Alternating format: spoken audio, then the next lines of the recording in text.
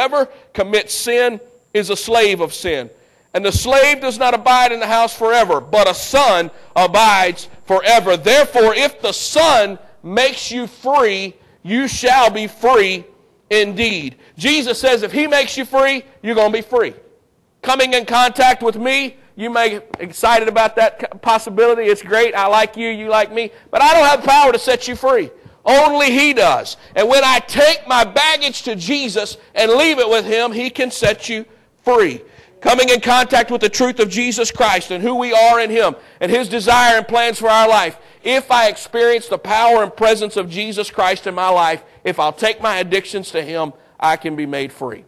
Romans chapter 6, verse 12 says, therefore, do not let sin reign in your mortal bodies, that you should obey its lust. And do not present your members as instruments of unrighteousness to sin, but present yourselves to God as being alive from the dead, and your members as instruments of righteousness to God.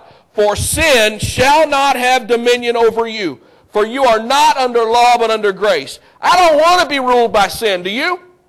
I don't want to have a bag that I got to carry for the rest of my life marked addiction and have it always with me because I can't get rid of it. That's not the will of God. It is the will of God that we be free.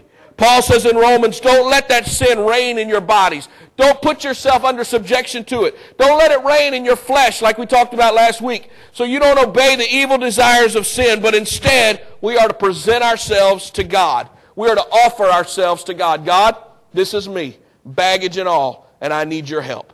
Take that to Jesus. We give our addictions completely to God. Paul says in verse 14, sin shall not have dominion over you. That addiction shall not have control in your life any longer. Nothing besides Jesus Christ is going to be your master. Can you say amen? For some of you today, it means you're going to have a Popeye moment. I'm sure most of you remember Popeye. You remember him? Forearms that steroids couldn't create, and a girlfriend named Olive Oil so skinny that she could have turned sideways and disappeared. Talking about an eating disorder. I mean, ridiculous. Anyway, Popeye the Sailor Man, right? He gets so frustrated or mad about old Brutus and something he'd done, and he'd eat some spinach, and he'd hulk up, and he'd go to slugging and fighting and take care of old Brutus. But right before he'd eat his spinach and go to town, he'd make a statement. And it's a statement today that you and I have got to make. We've got to put it in our spirit. We've got to get a hold of it. It has to be something that we put in us, and it drives us. It makes us just want to fight the devil with everything we've got. You know what that statement is? That statement is this: that's all I can stands no more. That's all I can stands, I can't stands no more. Some of you today need to have that Popeye moment where you come to the realization that you don't want to live in darkness anymore, that you don't want to live in the fear of being caught any longer. You don't want to continue to let something else control your body. You don't want to live in fear of what's going to happen around the next corner, around the next bend. You're going to get to the conclusion that you don't want to be in bondage to anything that is not the presence of Jesus Christ. That's all I can stands no more. I've had all I can take, I'm not doing it anymore. That's it, I'm done. That's all I can stands no more. I'm going to take it to Jesus. And then you're going to take it to Jesus like you've never, ever, ever done before. I'm not talking about some little Sunday school prayer. I'm not talking about now I lay me down to sleep. I pray the Lord my baggage to keep. That's great. That's wonderful. Thank God you do that. But you know what? Some of us today, if we really are serious about breaking addictions in our life, we're going to have some raw, on your face, sucking up carpet fibers, crying, aching from the deepest part of your soul, getting real with your Creator. God, if you don't come through for me, I'm not going to get out of this. God, I'm so desperate, I can't take it anymore. Take this away from me. Help me, God, to get rid of this addiction. I'm tired of carrying it around. Everywhere I go, it haunts me. Everything I look at, I see it. I'm tired of it, God. It's time for you to set me free. Are you willing to have that kind of real relationship with Christ today? Who are you fooling anyway? You can't fool Him. He knows you. He knows everything about you. He knew you before you were ever born. He knows you. And so you can go to Him and say, God, I know I got this little problem, but I know that it's okay because you love me and your grace is sufficient. Baloney. Get real with God for a moment. Are you really happy with living a life like that? Are you really happy with dragging around bags? No, sir, not me. I want to be free. You got to get real. You got to get desperate. You got to get to Jesus. I'm thinking about a lady this morning, and Marshall, I'm going off my notes for a second.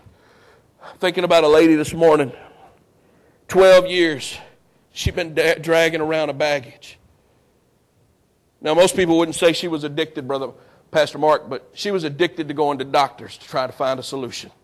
Matter of fact, the Bible says for 12 years she sought out every doctor, couldn't find one. Nobody had a solution for her bag. She had a blood disorder. She bled constantly. Her blood disorder made her not only an outcast to her family, but it made her an outcast to her God and to her religion. She could not even go to the temple because of her disorder. And some of us are dragging around our baggage. And while God does not put us out, we think He does because of guilt and condemnation. We separate ourselves from God. And we don't allow ourselves to be vulnerable with God. We don't even allow ourselves to stand in the presence of God and be honest enough to say, God, I need your help. Because we think, you know what, I got this problem and this is who I am. And I don't know what I'm ever going to do about it, but I've been to every doctor, I've spent every dime I got, and I can't find a solution. So I don't know what I'm going to do. So I'll just drag my bag forever. And I'll let it destroy my family, and I'll let it destroy my home, and I'll let it separate me from God, and I'll let it take away all the good that's in my life, all the good that God intended. But you know what? She got to a place one day, Pastor Mark, where she said, you know what? This bag is not for me.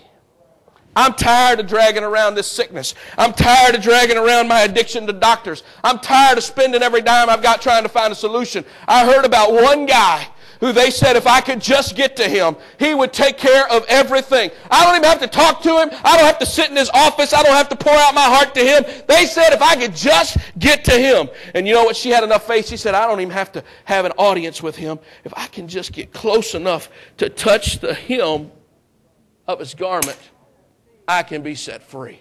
What faith? What faith to say, you know what? I don't have to get in there and I don't have to beg, I don't have to plead, I don't have to spend another dime. If I can just get to a place where I can touch the hem of his garment, I can be made free. And you all know the story. She worked her way through the crowd. She got on her hands and knees. She plowed through the crowd. She sucked up dust. She didn't care what it took. She crawled. She moved. She did everything she could. She pushed people. She got everybody out of her way to find just a small thread of fabric, whatever it took to get to Jesus. And that's what she did. And some of us this morning need to make up our mind and say, you know what? I don't care. I don't care if they say service is dismissed. I don't care if I got stuff going on. I got to get to Jesus. You got to understand Jesus is in the house today. I got to find Him. I got to get to Him. I'm tired of this addiction. I'm tired of this baggage. I'm tired of dragging it around. I got to get to Him. And some of us today, if we'll be honest, we just aren't desperate quite yet there. We're not there yet. It hadn't taken everything from us yet. But for me, I don't want to wait until my addiction has sucked me dry. I don't want to wait until my addiction has removed me from the presence of God and made me to where I can't even get to Him. I don't want to get to that point. So you know what? I'm going to get desperate today. I'm going to get so desperate for Him that nothing's going to stop me from getting in His presence. And that's where we got to get today. We got to get to that place. We sang about it just a moment ago. That hidden place, that secret place where He can make me like Him.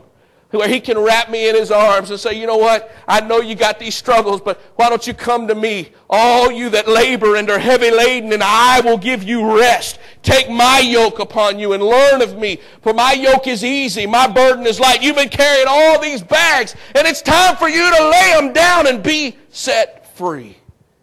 Some of us today may look at our addiction and say, you know, I can't overcome it. It's just too big. It's too much a part of my life. Some of you may be involved in some big stuff, but what's bigger? Beer or Jesus, cocaine or Jesus, dipping skull or Jesus, cigarettes or Jesus, pornography or Jesus, eating or Jesus. In the Old Testament, there's a story many of you are familiar with. A shepherd by the name of David stepped out onto a battlefield and saw the giant of a man named Goliath. History tells us he was over 8 foot tall. All the other Israelites were running around and hiding and allowing him day after day after day to threaten and belittle them. He'd literally become a daily addiction in their life. If he had not come out every morning, they'd have been wondering where he was at. David got to the point where he said, I know I'm small, but I've had all I can stand. I can stand no more. Who is this guy compared to my God? My God is bigger and He will deliver me. He is greater and He will set me free.